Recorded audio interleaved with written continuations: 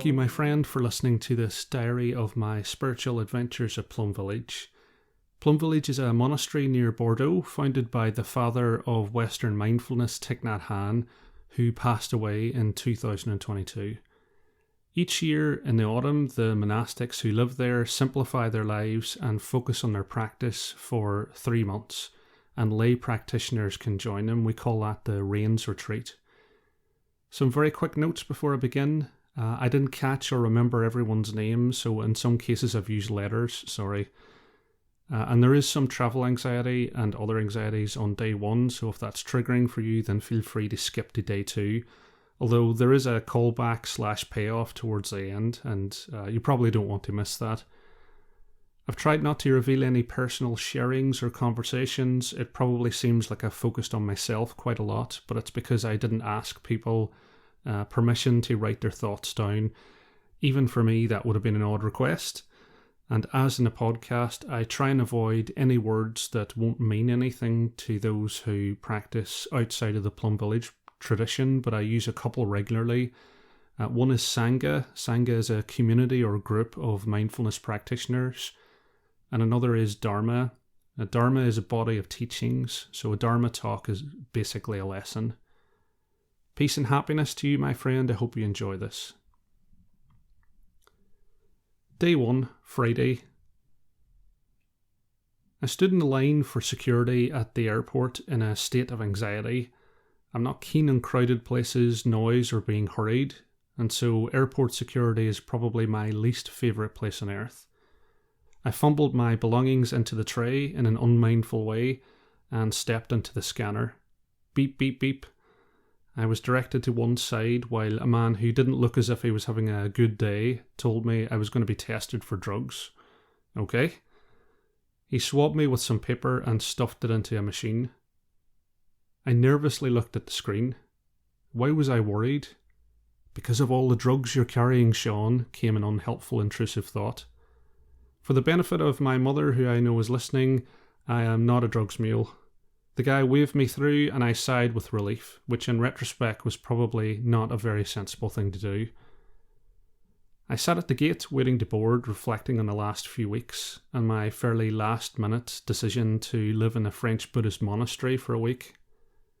I had some time off from work due. I desperately needed a break. I'd struggled with work stress and was exhausted. As a result, my mindfulness practice had kind of fallen apart. I was struggling to focus when I sat, and some of my meditation sessions were basically just daydreaming.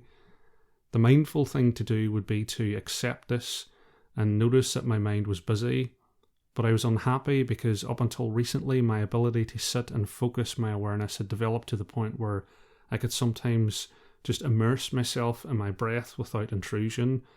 I missed that feeling and I felt frustrated. We transferred onto the plane and sat waiting to leave. And sat some more. Apparently we were ready to leave, but Swissport hadn't arrived to throw our bags onto the plane. At this point, I wasn't far off standing up and suggesting that all disembark and we chuck the bags on ourselves.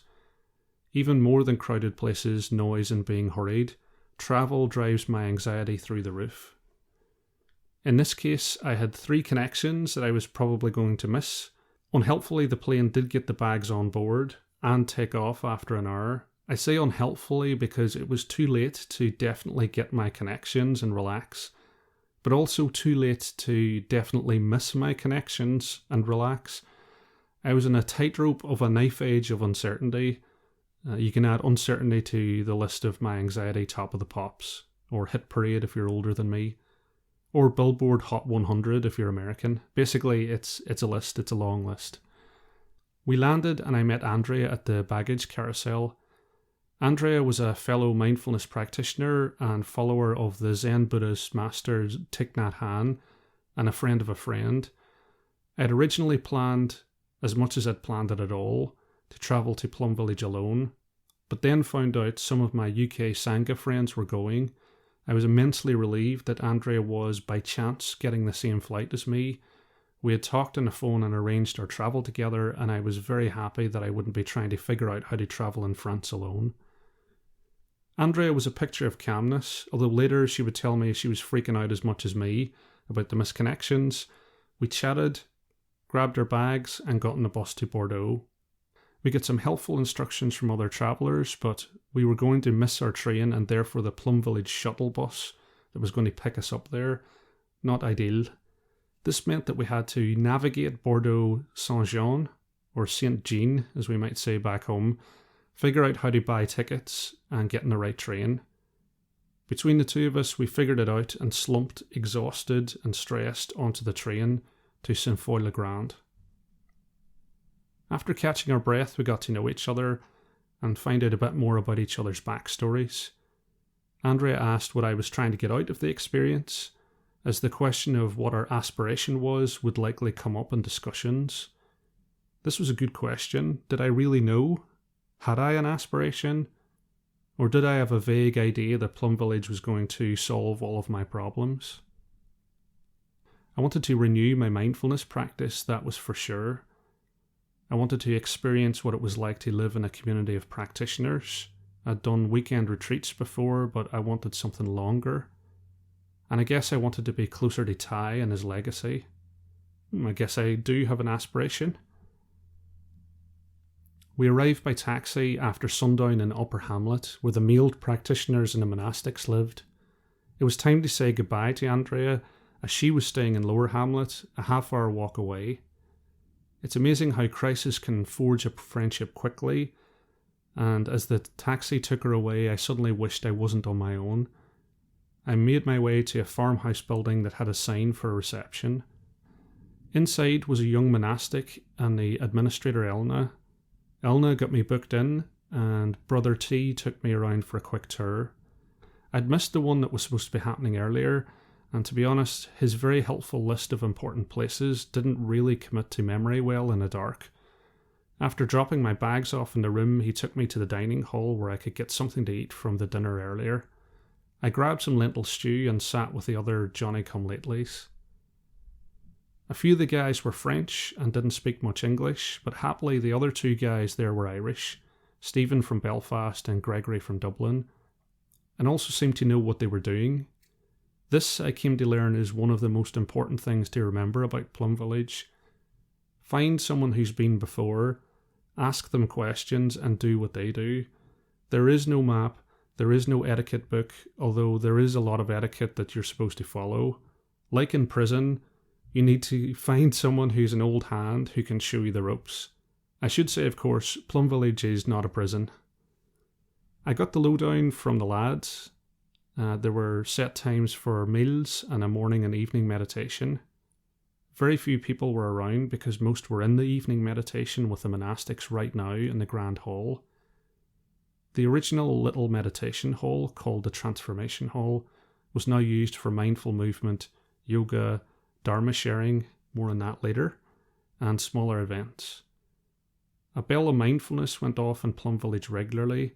This was to remind you to stop, breathe, and be present with whatever you were experiencing.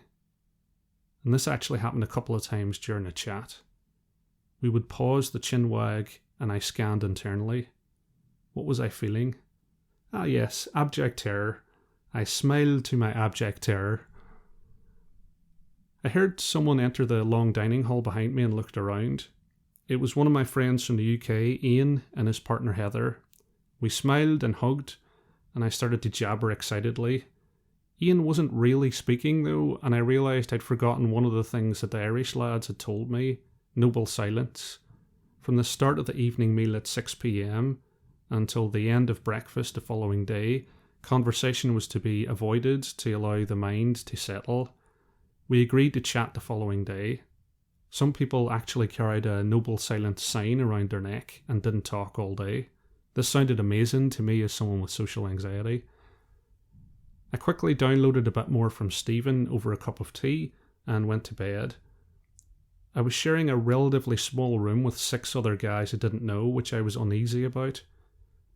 You can add socialising to the anxiety top of the pops list as well, probably at number 1. I've always struggled with social anxiety, and this was likely to be the biggest challenge of the trip. Would I get over my backwardness and make connections with the other folk on the retreat, or would I spend it mostly alone? And this is setting up the tension in the narrative.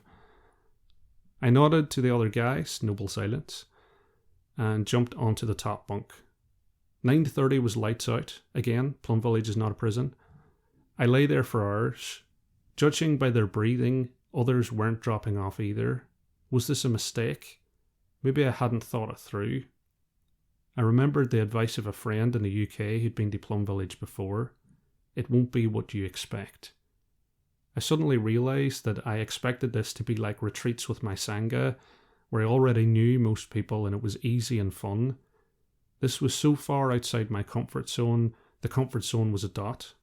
It's a little Friends reference for you there. After a long time, sleep arrived. Tomorrow's start, 5:15 a.m.